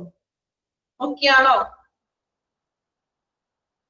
ഓക്കെ അല്ലേ? എല്ലാവർക്കും ഒരുപോലെ മനസ്സിലാക്കാൻ പറ്റുന്നുണ്ടോ? ഓക്കെ, ഒരുപാട് പേരെ കുറച്ച് ഗ്യാപ്പ് ഉള്ളവരൊക്കെ ഉണ്ടാകാം അല്ലേ? അപ്പൊ അവർക്കും കൂടി വേണ്ടിയിട്ടാണ് മാക്സിമം ഷോർട്ട് ആയിട്ട് പറഞ്ഞു തരുന്നത് കേട്ടോ. ഇത് ഒരുപാട് പറഞ്ഞു പോകേണ്ട ആവശ്യമൊന്നുമില്ല. മാക്സിമം നമ്മൾക്കത് എന്താണോ അവിടെ പറയുന്നത് അത് ചെറിയൊരു പോയിന്റ് നമ്മളുടെ മൈൻഡിലോട്ട് കിട്ടിയാൽ മതി. ഓക്കെ, ഇപ്പൊ മന്ത്ലി സ്റ്റേറ്റ്മെന്റ് നോക്കി. നെക്സ്റ്റ് ടൂൾ ആണ് എക്സസ് സ്റ്റേറ്റ്മെന്റ്. ഇനി എന്താണ് എക്സസ് സ്റ്റേറ്റ്മെന്റ് എന്ന് നോക്കാം. Excess is used to refer to additional amounts. Excess എന്ന് പറയുന്നതിന് അറിയാലോ, അധികം അല്ലെങ്കിൽ കൂടുതൽ, അഡീഷണൽ ആയിട്ടുള്ളത്. Excess is used to refer to additional amounts of money that need to be paid for service and activities that were not originally planned or considered. അതായത് monthly statement എന്ന് പറയുമ്പോൾ നമ്മൾ പറഞ്ഞു ഒരു മാസത്തില് അവര് പർച്ചേസ് ചെയ്തതും പേയ്മെന്റ് ഒക്കെ ചെയ്തിട്ടുള്ള ഇടപാടുകൾ. എക്സസ് എന്ന് പറയുന്നത്, എക്സസ് സ്റ്റേറ്റ്മെന്റ് എന്ന് പറഞ്ഞാല് ഇപ്പോ ചിലപ്പോ അവരെ പർച്ചേസ് ചെയ്യാനായിട്ട് ഇത്ര എക്യുപ്മെന്റ്സ് ഒക്കെ പർച്ചേസ് ചെയ്യാനായിട്ട് ഇത്ര ക്യാഷ് ഉദ്ദേശിച്ച് വെച്ചിട്ടുണ്ടാകും, പ്ലാൻ ചെയ്തിട്ടുണ്ടാകും. പക്ഷേ ആ പ്ലാൻ ചെയ്തതിന് കൂടുതലായിട്ട് വരുന്നത് എക്സസ് എമൗണ്ട് ആയി. നമ്മൾ ഉദ്ദേശിച്ചതിന് ചിലപ്പോൾ പർച്ചേസ് ചെയ്യാൻ പറ്റില്ല, ഓരോ എക്യുപ്മെന്റ്സുകളൊക്കെ ആയിക്കൊള്ളട്ടെ, മറ്റു പണമിടപാടുകൾ നമ്മൾ ഉദ്ദേശിച്ചതിലും എക്സസ് വന്നു, കൂടുതൽ വന്നു. അങ്ങനെയുള്ളതിനാണ് എക്സസ് സ്റ്റേറ്റ്മെന്റ് എന്ന് പറയുന്നത്. ക്ലിയർ ആയോ? അതായത് ഇപ്പൊ നമ്മൾ പർച്ചേസ് ചെയ്യാനായിട്ട് ഇപ്പൊ ഇത്ര എമൗണ്ട് നിങ്ങൾ എക്സാമ്പിൾ പറയുകയാണെങ്കിൽ നിങ്ങളിപ്പോ ഒന്ന് സ്റ്റോറിൽ പോകാറുണ്ടോ? സാധനങ്ങളൊക്കെ വാങ്ങിക്കാൻ നമ്മള് മന്ത്ലിയൊക്കെ ചിലപ്പോൾ സ്റ്റോറിലൊക്കെ പോകും, വീട്ടു സാധനങ്ങളൊക്കെ വാങ്ങിക്കാനൊക്കെ അല്ലേ? അപ്പൊ നമ്മുടെ കയ്യിൽ ഒരു ഇത്ര എമൗണ്ട് ഉണ്ടാകും. ആ എമൗണ്ടിന് നമ്മളൊരു ലിസ്റ്റ് ഒക്കെ തയ്യാറാക്കി വെച്ചിട്ടുണ്ടാകും അല്ലേ? ഇന്ന സാധനങ്ങള് ഓരോ നമ്മൾ എന്തൊക്കെയാണ് വാങ്ങിക്കേണ്ടത് ലിസ്റ്റ് എഴുതി വെച്ചിട്ടുണ്ടാകും. ഏകദേശം നമുക്ക് അതിന്റെ എത്ര രൂപയൊക്കെ ഓരോന്നിനും വരുന്നത് നമുക്കറിയാം. പക്ഷെ നമ്മൾ കടയിൽ ചെന്നപ്പോ നമ്മൾ ഉദ്ദേശിച്ചതിലും ചില സാധനങ്ങളുടെ വില കൂടിയിട്ടുണ്ട്, എക്സസ് എമൗണ്ട് ആയി. നമ്മൾ ഉദ്ദേശിച്ചത് ആ എമൗണ്ടിനും ചിലപ്പോൾ 1000 രൂപ നമുക്ക് കൂടുതലായിട്ട് വന്നു, ചിലവഴിക്കേണ്ടതായിട്ട് വന്നു ഇല്ലേ? അതിനെയാണ് ഈ എക്സസ് എന്ന് ഉദ്ദേശിക്കുന്നത്. ക്ലിയർ ആയോ? അത് തന്നെ സെയിം ഹോസ്പിറ്റലിൽ അവര് പർച്ചേസ് ചെയ്യുന്നതാണ്. എക്യുപ്മെന്റ്സുകളും സാധനങ്ങളൊക്കെ പർച്ചേസ് ചെയ്തപ്പോഴേ അവര് പ്ലാൻ ചെയ്തിട്ടുള്ള എമൗണ്ടിനും കൂടുതൽ തുക അവിടെ ചിലവായി. ഓക്കെ, ആ ചിലവായതാണ് ഈ എക്സസ് സ്റ്റേറ്റ്മെന്റ്. ക്ലിയർ ആയില്ലേ കുറച്ചുകൂടി? Okay, excess statement. Then next one accounting. എന്താണ് അക്കൗണ്ടിങ് എന്ന് നോക്കാം. Accounting is the language of finance. Underline ചെയ്യാം, ഇമ്പോർട്ടന്റ് ക്വസ്റ്റ്യൻ ആണ്. ഫിനാൻസിന്റെ ഒരു ഭാഷ എന്ന് പറയാം അല്ലെ? അക്കൗണ്ടിങ് ഈസ്, അതായത് ഫിനാൻസ് പണമിടപാടുകളുടെ ഒരു ഭാഷയാണ് അക്കൗണ്ടിങ് എന്ന് പറയുന്നത്. അണ്ടർലൈൻ ചെയ്യാട്ടോ. Accounting is a language of finance. It conveys the financial position of the firm or business to anyone who wants to know. It helps to translate the working of a firm into tangible reports that can be compared. Accounting എന്ന് പറയുന്നത് നമുക്കറിയാം ഫിനാൻസിലെ ഏറ്റവും important ആയിട്ടുള്ള ഒരു കാര്യമാണ് account section എന്ന് പറയുന്നത്, അല്ലെങ്കിൽ അക്കൗണ്ടിങ്. അതുകൊണ്ടാണ് ഫിനാൻസിന്റെ ലാംഗ്വേജ് ഇത് അക്കൗണ്ടിങ് പറയുന്നത്. അതായത് ഇപ്പോ ആവശ്യമുള്ളവർക്ക് anyone who wants to know, അതായത് എല്ലാവർക്കും വേണ്ടിയിട്ടല്ല, ഇപ്പോ ആ ഫോമിൽ വർക്ക് ചെയ്യുന്നവർക്കും അല്ലെങ്കിൽ അവർക്ക് ആവശ്യമുള്ളവർക്ക് ഒരു ബിസിനസിന്റെ സാമ്പത്തികമായിട്ടുള്ള നിലപാട് ഫിനാൻഷ്യൽ പൊസിഷൻ മനസ്സിലാക്കാൻ വേണ്ടിയിട്ടാണ് നമ്മൾ അക്കൗണ്ട് ഉപയോഗിക്കുന്നത് അല്ലേ. Then it helps to translate working of a firm into tangible reports. എന്താ ടാഞ്ചിബിൾ റിപ്പോർട്ട് എന്ന് പറയുന്നത്? ടാഞ്ചിബിൾ എന്ന് പറഞ്ഞാൽ ഫിസിക്കൽ ആയിട്ട് നമുക്ക് കാണിച്ചു കൊടുക്കാന്ന്. അപ്പൊ നമ്മളോട് ചോദിക്കുകയാണ്, ഇപ്പോ വെരിഫിക്കേഷനും മറ്റൊക്കെ വരുമ്പോൾ അക്കൗണ്ടിന്റെ ഡീറ്റെയിൽസ് ചോദിക്കുമ്പോൾ നമുക്ക് ഇങ്ങനെ പറഞ്ഞു കൊടുക്കാനാണ് പറ്റുന്നത്? നമുക്ക് കാണിച്ചു കൊടുക്കാം അല്ലെ. ടാഞ്ചിബിൾ റിപ്പോർട്ട് ആണത്. ഫിസിക്കൽ ആയിട്ട് നമുക്ക് അതിന്റെ റിപ്പോർട്ട് അതിന്റെ ഒരു കോപ്പി എടുത്ത് കാണിച്ചു കൊടുക്കാം അല്ലേ. ഇതിനാണ് ഈ ടാഞ്ചിബിൾ എന്ന് ഉദ്ദേശിക്കുന്നത്. അപ്പൊ അക്കൗണ്ട് എന്ന് പറഞ്ഞാൽ ഒരു രേഖാമൂലമുള്ള അല്ലെങ്കിൽ ഒരു ഫിസിക്കൽ ആയിട്ടുള്ള ഒരു എവിഡൻസ് ആണ്. മറ്റുള്ളവർക്ക് നമുക്ക് പ്രദർശിപ്പിക്കാൻ പറ്റും, കാണിച്ചു കൊടുക്കാമെന്ന് കമ്പയർ ചെയ്തിട്ട് അല്ലെങ്കിൽ പ്രദർശിപ്പിച്ചു കൊടുക്കാൻ പറ്റുന്ന ഒരു എവിഡൻസ് ആണ് അക്കൗണ്ട് എന്ന് പറയുന്നത്. ഇപ്പൊ നിങ്ങളുടെ ബാങ്ക് അക്കൗണ്ട് ചോദിക്കുമ്പോൾ നിങ്ങൾക്ക് പറഞ്ഞു കൊടുക്കാനാണോ പറ്റുന്നത്? പറയാറാണോ ചെയ്യുന്നത്? നമ്മൾ എന്ത് ചെയ്യും? ഇപ്പൊ നമ്മൾ ലോണൊക്കെ എടുക്കുകയാണെങ്കിൽ അക്കൗണ്ടിന്റെ ആ ഒരു ഇത് നമ്മൾ അയച്ചു കൊടുക്കും അല്ലേ. വാട്സപ്പ് ഒക്കെ ചെയ്ത് കൊടുക്കും, ഫോട്ടോ എടുത്ത് കൊടുക്കും. എന്താണ്? അതൊരു എവിഡൻസ് ആണ് അല്ലെ, ഒരു ഫിസിക്കൽ ആയിട്ടുള്ള എവിഡൻസ് ആണ്. കോപ്പി എടുത്ത് കൊടുക്കും. നമ്മളെ വായിക്കൊണ്ട് പറയല്ല ചെയ്യുന്നത്, അതൊരു എവിഡൻസ് ആണ്. ക്ലിയർ ആയോ? അതാണ് ഇവിടെ പറയുന്നത്. അക്കൗണ്ട് എന്ന് പറയുന്നത് നമ്മുടെ കമ്പനിയുടെ, നമ്മുടെ ഫേമിന്റെ, ഹോസ്പിറ്റൽ ആയിക്കൊള്ളട്ടെ മറ്റേത് കമ്പനികളായിക്കൊള്ളട്ടെ, അതിന്റെ ഒരു ഇടപാടുകളുടെ ഒരു ഫിസിക്കൽ ആയിട്ട് നമുക്ക് ഫിസിക്കൽ കോപ്പിയാണ് കാണിച്ചു കൊടുക്കാമെന്ന് പ്രദർശിപ്പിക്കാൻ പറ്റുന്ന ഒരു എവിഡൻസ് ആണ് അക്കൗണ്ട് എന്ന് പറയുന്നത്. ഓക്കെ, അത്രേ ഉള്ളൂ. ക്ലിയർ ആണോ? അക്കൗണ്ട് ഫസ്റ്റ് സെന്റൻസ് അടയാളപ്പെടുത്തിക്കോളൂ. ഓക്കെ, ഇനി ലാസ്റ്റ് വൺ ഓഡിറ്റിംഗ്. ടൂൾസ് ആണ് കേട്ടോ നമ്മൾ പറയുന്നത്, മാറിപ്പോകരുതും. Auditing നോക്കാം. Audit is the examination of or inspection of various books of accounts by auditor, followed by physical checking of an inventory to make sure that all the departments are following a document system or recording transaction. എന്താണ് auditing എന്ന് പറയുന്നത്? നിങ്ങളുടെ അറിവില്ല auditing എന്ന് ഉദ്ദേശിക്കുന്നത് എന്താണ്? Auditing എല്ലാവരും കേട്ടിട്ടുണ്ടാകുമല്ലോ. Audit ചെയ്യുക എന്നൊക്കെ പറയാം. എപ്പോഴാണ് ഇത് ഓഡിറ്റിംഗ് നടത്തുന്നത്? ഓഡിറ്റിംഗ് നടത്തുന്നത് എല്ലാ ആഴ്ചയിലും ആണ് ഓഡിറ്റ് ചെയ്യുന്നത്. ഇങ്ങനെയാണോ? മന്ത്ലി ഓഡിറ്റിംഗ് ഉണ്ടാകും അല്ലെ, അല്ലെങ്കിൽ ഇയർലി ഓഡിറ്റിംഗ് ഉണ്ടാകും. വർഷത്തിലാണ് കുറച്ചും കൂടി വലിയ ഫേംസുകളിലൊക്കെ ആണെങ്കിൽ അല്ലെങ്കിൽ ബിസിനസ് പരമായിട്ടൊക്കെ ആണെങ്കിൽ മന്ത്ലി ഓഡിറ്റിംഗ് ആയിരിക്കും കുറച്ചും കൂടി കൂടുതൽ ചെയ്യുന്നത്. അപ്പൊ ഓഡിറ്റിംഗ് എന്ന് പറയുമ്പോൾ ഇയർലി ആണ് നമ്മൾ ഓഡിറ്റിംഗ് ചെയ്യുന്നത്. അതായത് ഒരു നമ്മളൊക്കെ അറിയാം, ഒരു ഫേമിന്റെ അല്ലെങ്കിൽ ആ ഒരു ഇപ്പൊ ഒരു ഓർഗനൈസേഷൻ, ഒരു ഹോസ്പിറ്റൽ ആയിക്കൊള്ളട്ടെ, അവിടുത്തെ വരവ് ചിലവ് കണക്കുകൾ അക്കൗണ്ടിംഗ് ഒക്കെ കൃത്യമാണോ എന്ന് പരിശോധിക്കുന്നതാണ് ഓഡിറ്റിംഗ് എന്ന് പറയുന്നത്. ഇല്ല, വരവ് ചിലവ് കണക്കുകളൊക്കെ ഓക്കെ ആണോ, അല്ലെങ്കിൽ അവിടെ എന്തെങ്കിലും തിരുമറികളൊക്കെ നടത്തിയിട്ടുണ്ടോ, അല്ലെങ്കിൽ എല്ലാ ട്രാൻസാക്ഷൻസും ക്ലിയർ ആണോ എന്നൊക്കെ നമ്മളത് ചെക്ക് ചെയ്യുന്നത് അല്ലെങ്കിൽ ക്ലിയറൻസ് ചെയ്യുന്നതിനെയാണ് ഓഡിറ്റിംഗ് എന്ന് പറയുന്നത്. പിന്നെ പറയുന്നത് നോക്കി, followed by physical checking of inventory to make sure all departments are following documented system or recording transaction. അതായത് ഓരോ ഡിപ്പാർട്ട്മെന്റിന്റെ ഇപ്പൊ ഹോസ്പിറ്റലിൽ തന്നെ നമുക്കറിയാലോ പല പല ഡിപ്പാർട്ട്മെന്റ്സ് ഉണ്ട്. ഈ ഓരോ ഡിപ്പാർട്ട്മെന്റ്സിലും പണമിടപാടുകൾ നടക്കുന്നുണ്ട്, ഫിനാൻഷ്യൽ ആയിട്ടുള്ളത്. ലബോറട്ടറി, എക്സാമ്പിൾ പറയുകയാണെങ്കിൽ ലബോറട്ടറി ആയിക്കൊള്ളട്ടെ, ഫാർമസി, ഇവിടെ എല്ലാം പണമിടപാടുകൾ നടക്കുകയാണ്. സോ അതെല്ലാം ഒരു സിസ്റ്റമാറ്റിക് ആയിരിക്കണമെന്ന്, അതായത് ഓരോ ഡിപ്പാർട്ട്മെന്റിലെയും സിസ്റ്റമാറ്റിക് ആയിട്ടുള്ള കണക്കും കാര്യങ്ങളും ഒരു സ്ട്രക്ചേർഡ് ആയിരിക്കണം. ഇപ്പൊ ഫാർമസിയിലാണെങ്കിൽ അവിടെ വരുന്ന സ്റ്റോക്കുകള്, ദെൻ അല്ലെങ്കിൽ സ്റ്റോക്കിന്റെ ലിസ്റ്റുകള്, ദെൻ അവർ പർച്ചേസ് ചെയ്യുന്ന ഒരു എമൗണ്ട് എത്രയാണ്, ദെൻ നമ്മൾ പേഷ്യൻസ് വാങ്ങിക്കുന്നു, നമുക്ക് അവരിൽ നിന്നും ലഭിക്കുന്ന എമൗണ്ട്, അങ്ങനെയുള്ള ഒരു സിസ്റ്റമാറ്റിക് ആയിട്ടുള്ള ഒരു രീതിയിലാണെന്ന് ഉറപ്പുവരുത്തുക. ഓരോ ഡിപ്പാർട്ട്മെന്റിലും പണമിടപാടുകള് സിസ്റ്റമായിട്ടായിട്ടുള്ള ഡോക്യുമെന്റ് ആയിട്ടുള്ള റെക്കോർഡിങ്ങും എല്ലാം കൃത്യമാണെന്ന് ഉറപ്പാക്കുക. It is done to ascertain the accuracy of financial statement provided by the organization. Accuracy എന്ന് വെച്ചാൽ എന്താണ്? കൃത്യതയുണ്ടോ, അതായത് കണക്കുകളും കാര്യങ്ങളും ഫിനാൻഷ്യൽ സാമ്പത്തിക ഇടപാടുകള് ഫിനാൻഷ്യൽ സ്റ്റേറ്റ്മെന്റ്സുകള് ആ ഒരു ഓർഗനൈസേഷന്റെ എന്താണ് കൃത്യമാണോ എന്ന് ഉറപ്പുവരുത്തുന്നതിന് വേണ്ടിയിട്ട് നമ്മൾ ഓഡിറ്റ് ചെയ്യുന്നു. ഓഡിറ്റ് ചെയ്യുന്നതിന്റെ ലക്ഷ്യം എന്താണ്? പണമിടപാടുകൾ കൃത്യമായിട്ട് നടക്കുന്നുണ്ടോ, അല്ലെങ്കിൽ എവിടെയെങ്കിലും ലാഭമുണ്ടോ, അല്ലെങ്കിൽ ലാഭവും നഷ്ടവും ഇതെല്ലാം കണക്കാക്കുന്നതിന് വേണ്ടിയിട്ടാണ് നമ്മൾ ആ ഒരു ഫേമിന് ഇയർലി ഓഡിറ്റിംഗ് ചെയ്യുന്നത്. ക്ലിയർ ആയോ ഓഡിറ്റിംഗ്? ഓക്കെ, വായിച്ചു നോക്കിക്കോളൂ. ടൂൾസ് വായിക്കാം. ബഡ്ജറ്റ് നമ്മൾ വായിച്ചതല്ലേ, ഇനി ടൂൾസ് ഓഫ് മോണിറ്ററിംഗ് ബഡ്ജറ്റ് വായിച്ചു നോക്കുക കേട്ടോ. 4 ടൂൾസ് ആണ്. Monthly statement, excess statement, accounting and auditing.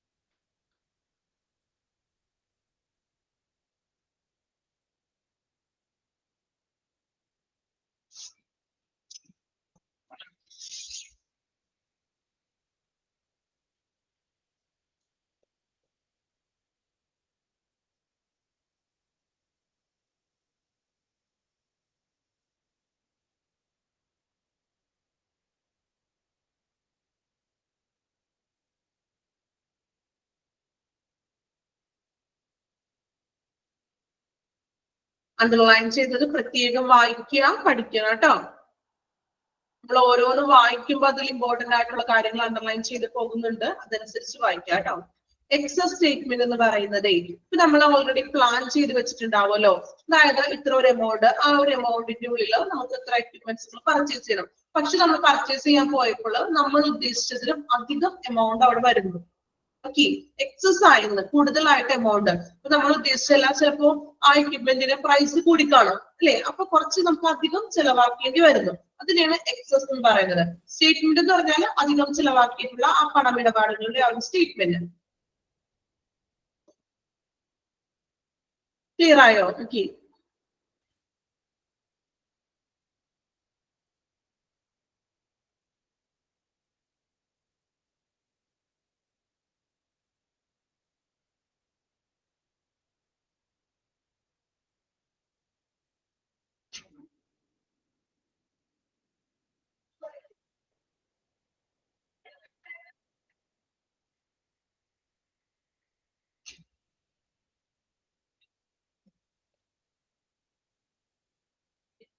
Complete ചെയ്തോ? വായിച്ചെല്ലാവരും? ഓക്കെ, അപ്പോ സെക്കൻഡ് പോയിന്റ് ആയിട്ടുള്ള ഫിനാൻഷ്യൽ മാനേജ്മെന്റ് കംപ്ലീറ്റ് ആയിട്ടുണ്ട്. മാനേജ്മെന്റിന്റെ എലമെന്റ്സ്, പേഴ്സണൽ മാനേജ്മെന്റ് കഴിഞ്ഞു, ദെൻ ഫിനാൻഷ്യൽ മാനേജ്മെന്റ് നമ്മൾ കംപ്ലീറ്റ് ചെയ്തിട്ടുണ്ട്. ഇനി നെക്സ്റ്റ് വരുന്നത് മൂന്നാമത്തെ എലമെന്റ് ആയിട്ടുള്ള മെറ്റീരിയൽസ് മാനേജ്മെന്റും ദെൻ ടൈം മാനേജ്മെന്റ് ആണ്. ഇത്രയും മതിയോ? ബോറടിച്ചോ ക്ലാസ്? അടുത്ത ക്ലാസ്സിൽ മെറ്റീരിയൽ മാനേജ്മെന്റ് സ്റ്റാർട്ട് ചെയ്താൽ മതിയോ? പഠിത്തോ വളരെ കുറച്ച് എടുക്കുന്നുള്ളൂ, കാരണം അഡ്മിനിസ്ട്രേഷൻ ആണ്. അതുകൊണ്ട് വലിയ അല്ലെ കുറച്ച് ബുദ്ധിമുട്ടൊക്കെ ഉണ്ടാകും. അതുകൊണ്ട് ബുദ്ധിമുട്ടല്ല, നമ്മള് കൃത്യമായിട്ടത് മനസ്സിലാക്കി പഠിച്ചിട്ട് വേണം അടുത്തത് മുന്നോട്ട് പോകാൻ. നമ്മൾ ഒരുപാട് മനസ്സിലാക്കാതെ നമ്മൾ എടുത്തു പോയിട്ട് കാര്യമില്ല. ഓക്കെ, അതുകൊണ്ടാണ് ഓരോ കാര്യങ്ങളും കുറച്ച് അധികമായിട്ട് പറഞ്ഞു തരുന്നത്. ഓക്കെ, നെക്സ്റ്റ് ക്ലാസ്സിൽ മെറ്റീരിയൽസ് മാനേജ്മെന്റ് എടുക്കാം കേട്ടോ. എടുത്താൽ അത്രയും ക്ലിയർ ആണോ? കുറച്ച് കൊമേഴ്സ് പരമായിട്ടുള്ള കാര്യങ്ങളൊക്കെയാണ്, ഫിനാൻഷ്യൽ കാര്യങ്ങളൊക്കെയാണ് നമ്മൾ ഇന്ന് നോക്കിയത്. അപ്പൊ അത് മാക്സിമം ഞാൻ എന്റേതായ രീതിക്ക് എക്സാം കഴിഞ്ഞിട്ട് ഇന്ന് കയറിയതേ ഉള്ളൂ. ഓക്കെ, അപ്പോ കഴിഞ്ഞ ക്ലാസ്സുകളൊക്കെ ഒന്ന് കാണണം കേട്ടോ. എക്സാം ഒക്കെ ഉള്ളവരാണെങ്കിൽ ക്ലാസ് ഒക്കെ മിസ്സായിട്ടുണ്ടാകും, അതൊക്കെ ഒന്ന് കാണാം. ബാക്കി കുഴപ്പമൊന്നുമില്ലല്ലോ, ക്ലിയർ ആണോ? ഈ ഒരു കുറച്ച് സെക്ഷൻ മാത്രമേ ഉള്ളൂ കേട്ടോ ഫിനാൻഷ്യൽ ഓഡിറ്റിംഗ് പരമായിട്ട് വരുന്നത്. അതിന് മാക്സിമം നമ്മളുടേതായിട്ടുള്ള രീതിയിലോട്ട് സിമ്പിൾ ആക്കിയിട്ട് പറഞ്ഞിട്ടുണ്ട്. കുറെ ക്ലാസ് കാണാനുണ്ട്. ഓക്കെ, സമയം കിട്ടുന്നത് പോലെ ക്ലാസ്സുകളൊക്കെ കാണാം, മോക്ക് ടെസ്റ്റ് ഒക്കെ അറ്റൻഡ് ചെയ്യാം. കുഴപ്പമില്ല, നമുക്ക് പറ്റും. എല്ലാം കൂടി ഒരുമിച്ച് പഠിക്കണ്ട, വലിയ സാവധാനം പഠിച്ചു വരിക. Okay, thank you all. Thank you, ma'am. Thank you, ma'am.